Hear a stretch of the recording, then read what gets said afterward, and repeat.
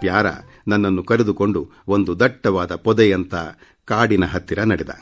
ಪೊದರಿನೊಳಗಿಂದ ನಾಯಿ ಬೊಗಳುವ ದನಿ ಕೇಳುತ್ತಿತ್ತು. ಏ ಪ್ಯಾರ, ಆ ಗಿಡ ಹತ್ತಿ ಏನಾದರೂ ಕಾಣುತ್ತಾ ನೋಡು. ಪ್ಯಾರ ಲಘು ಬಗೆಯಿಂದ ಹತ್ತಿದ.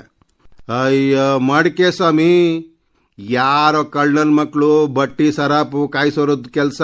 ಓ ಏ ಕಿವಿ, ಬಾಯಿಲಿ, ಒಳ್ಳೆ ಕೆಲಸ ಕೊಟ್ಟಿಯಲ್ಲ ನೀನು ಎಂದು ಕಿವಿಗೆ ಬೈದ. ನಾನು ಬಳಿಗೆ ಹೋಗಿ ನೋಡುತ್ತೇನೆ, ಯಾರೋ ಶರಾಬು ಕಾಯಿಸಿ ಮಡಕೆಯನ್ನು ಬೋರಲಿಟ್ಟಂತೆ ಕಾಣುತ್ತಿತ್ತು. ಕಿವಿ ಜೋರಾಗಿ ಬೊಗಳಿದಂತೆಲ್ಲ ಮಡಕೆಯೊಳಗಿಂದ ಹಿಸ್ ಎಂಬ ಸದ್ದು ಹಾವು ಬುಸುಗುಡುವಂತೆ ಬರುತ್ತಿತ್ತು. ನಾನು ಮಡಕೆಗೆ ಹತ್ತಿರ ಹೋದೆ. ಅಷ್ಟರೊಳಗೆ ಪ್ಯಾರ ಅಯ್ಯಯ್ಯೋ ಎಂದು ಕೂಗಿದ.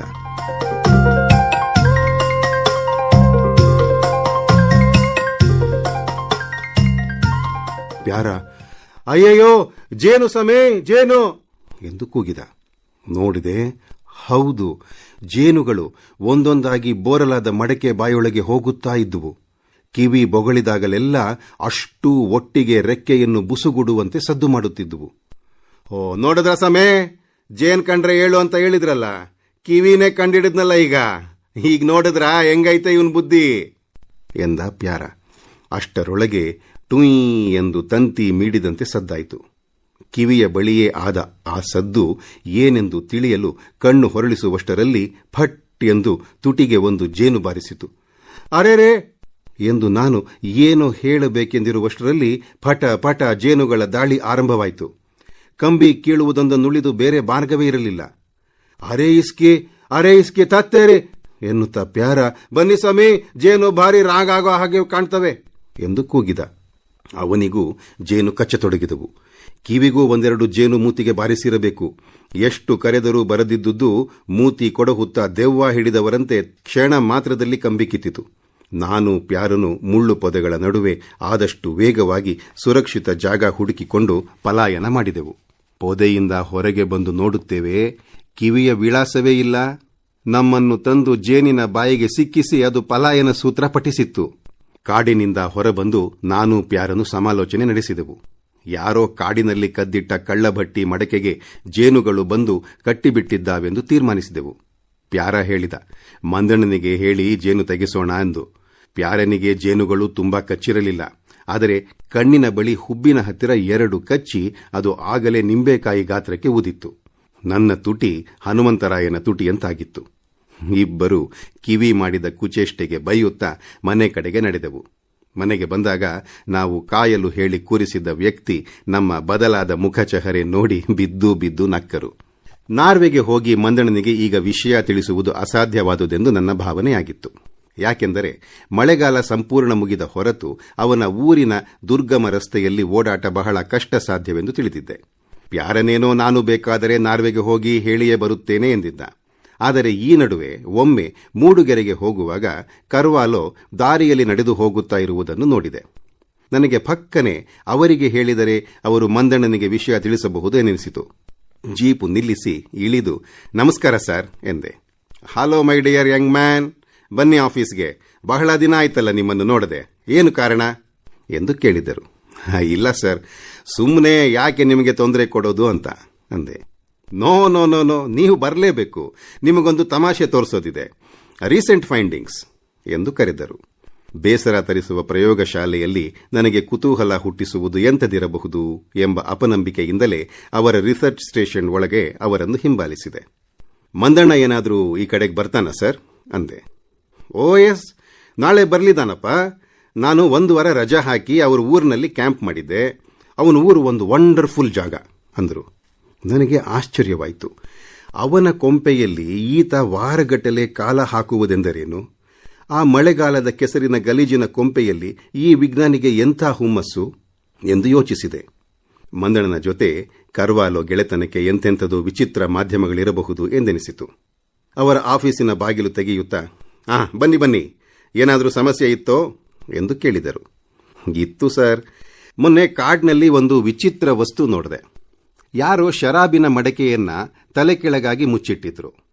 ಅದರೊಳಗೆ ಜೇನು ಕಟ್ಟಿಬಿಟ್ಟಿದೆ ಸರ್. ಮಂದಣ್ಣನಿಗೆ ಹೇಳಿ ಜೇನು ಪೆಟ್ಟಿಗೆ ಒಂದಕ್ಕೆ ಕೂಡು ಬಿಡೋಣ ಅಂತ ಮಾಡಿದ್ದೆ. ಮಂದಣ್ಣ ಈ ಕಡೆ ಬಂದ್ರೆ ನನ್ನ ಕಾಣಬೇಕು ಅಂತ ಒಂದು ಮಾತು ಹೇಳ್ತೀರಾ ಅಂದೆ.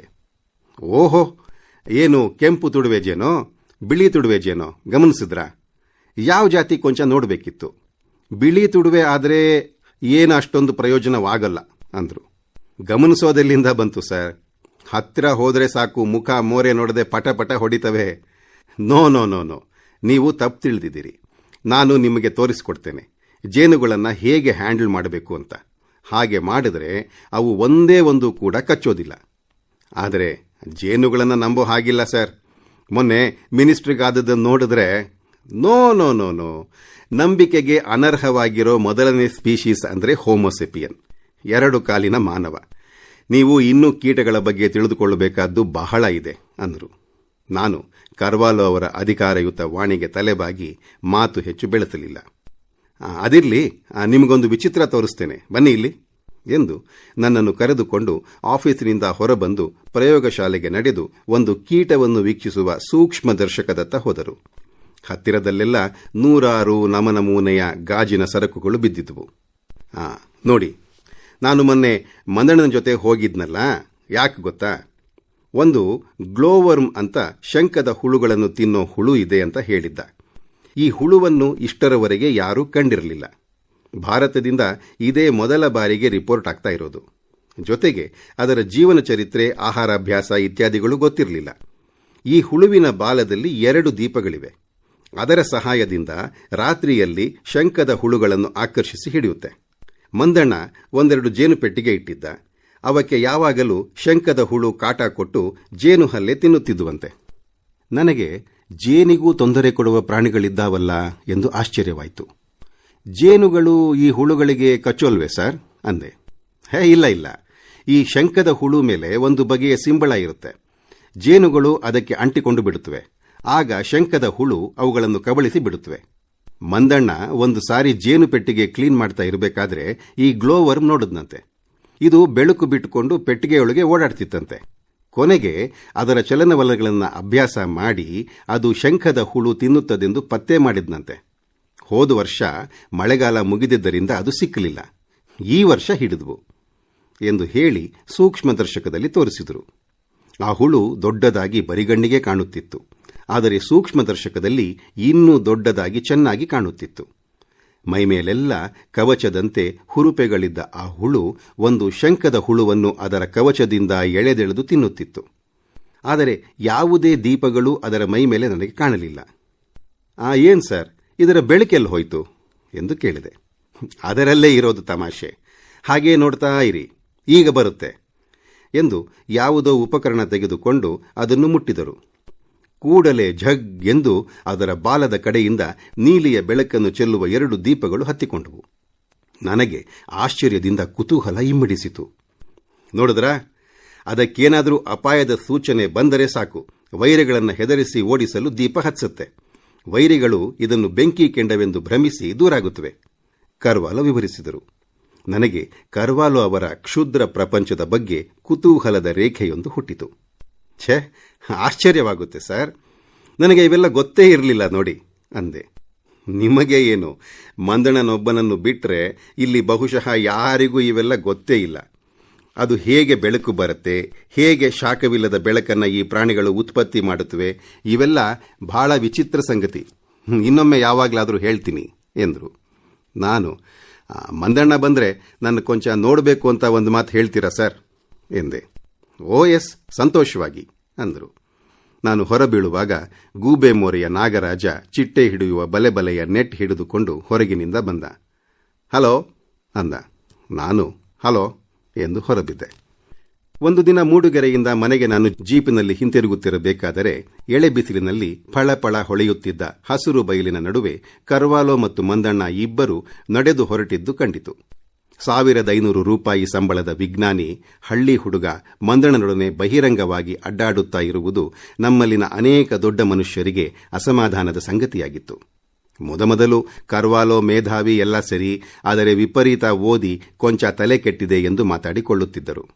ಒಮ್ಮೆ ಪ್ಲಾಂಟರುಗಳ ಒಂದು ಸಭೆಯಲ್ಲಿ ದೊಡ್ಡ ಮನುಷ್ಯರಾದ ಸ್ಥಳೀಯ ರಾಜಕಾರಣಿಯೊಬ್ಬರು ಕರ್ವಾಲೋ ಬಗ್ಗೆ ಹುಷಾರಾಗಿರಬೇಕೆಂದು ಯಾರಿಗೋ ಹೇಳುತ್ತಿದ್ದುದು ಕೇಳಿತು.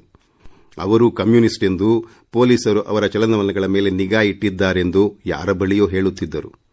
ನಾನು ಕೇಳಿಯೂ ಕೇಳದವನಂತೆ ಸುಮ್ಮನಿದ್ದೆ. ಕರ್ವಾಲೋ ಬಗ್ಗೆ ನಿಷ್ಕಾರಣವಾಗಿ ಕೊಂಚವೂ ಪರಿಚಯವೇ ಇಲ್ಲದವರೂ ಅಭಿಮಾನ ಪ್ರಶಂಸೆ ಪ್ರಕಟಿಸಿದ್ದರು. ಈಗ ಅದೇ ಜನ ಅದೇ ರೀತಿ ತೆಗಳಿಕೆಗೂ ಇಳಿದಿದ್ದರು. ಈ ನಡುವೆ ಮಂದಣ್ಣ ತಾನು ಡೋಲು ಬಜಾಯಿಸಿದ್ದರಿಂದ ಜೇನುಗಳು ಮಂತ್ರಿಗಳಿಗೆ ಕಚ್ಚಿದ್ದೆಂದು ಮೂಡುಗೆರೆಯಲ್ಲಿ ಬಡಾಯಿ ಕೊಚ್ಚಿಕೊಂಡು ಅದು ಹೇಗೋ ರೂಪಾಂತರಗೊಂಡು ಆ ದಿನದ ಗೊಂದಲಕ್ಕೆ ಮಂದಣ್ಣನೇ ಕಾರಣ ಎಂದು ಅಸ್ಪಷ್ಟವಾಗಿ ಪೊಲೀಸರಿಗೆ ತಿಳಿದು ಹೋಗಿತ್ತು. ಅವರು ಮಂದಣ್ಣನನ್ನು ಕರೆಸಿ, ಏನೋ ನಿಂದೆ ಅಂತೆ ಕಿತಾಪತಿ ಎಂದು ಜೋರು ಮಾಡಿದರಂತೆ. ಆದರೆ ಮಂದಣ್ಣನಿಗೂ ಜೇನುಗಳು ಕಚ್ಚಿದುದರಿಂದ ಅವನೇ ಎಂದು ಸಾಬೀತು ಮಾಡಲಾರದೆ, ಸಿಗ್ತೀಯಾ ಎಲ್ಲೋಗ್ತೀಯಾ ಎಂದು ಹೇಳಿ ಕಳಿಸಿದರಂತೆ. ನಾನು ಹಿಂದುಗಡೆಯಿಂದ ಹಾರನ್ ಮಾಡಿ ಜೀಪು ನಿಲ್ಲಿಸಿದೆ. Hello my dear young man, ನಿಮ್ಮಲ್ಲಿಗೆ ಹೊರಟಿದ್ದೆವಲ್ಲ, ನೀವು ಯಾವ ಕಡೆ ಹೊರಟಿರಿ ಎಂದು ಕೇಳಿದರು. ಬನ್ನಿ ಸರ್, ಮನೆಗೆ ಹೊರಟಿರೋದು ಎಂದು ಜೀಪಿನಲ್ಲಿ ಹತ್ತಿಸಿಕೊಂಡೆ. ತೋಟ ಮಾರಬೇಕು ಅಂತ ಮಾಡಿದ್ದೀನಿ ಸರ್. ಯಾರೋ ನೋಡೋದಕ್ಕೆ ಬಂದಿದ್ರು, ಮೂಡುಗೆರೆಗೆ ಕಳಿಸ್ಬಿಟ್ಟು ಬಂದೆ. ಯಾಕೆ, ಏನು ಸಮಾಚಾರ? ಯಾಕೋ ಮಲೆನಾಡು ವ್ಯವಸಾಯ ಎಲ್ಲ ಬೇಸರ ಬರತೊಡಗಿದೆ ಸರ್. Is it? ನನಗಂತೂ ಮಲೆನಾಡು ಮೋಡಿ ಹಾಕ್ಬಿಟ್ಟಿದೆ ನೋಡಿ. ಹೌದಾ ಸರ್? ಬೊಂಬಾಯಿನವರು ನೀವು? ಗೊತ್ತಾಗುತ್ತೆ. ಸ್ವಲ್ಪ ನಿಧಾನ ಅಷ್ಟೇ. ಕಣ್ಣು ಬಿಟ್ಟು ನೋಡೋದನ್ನ ಕಲಿಬೇಕು ನಾವು ಅಂದರು.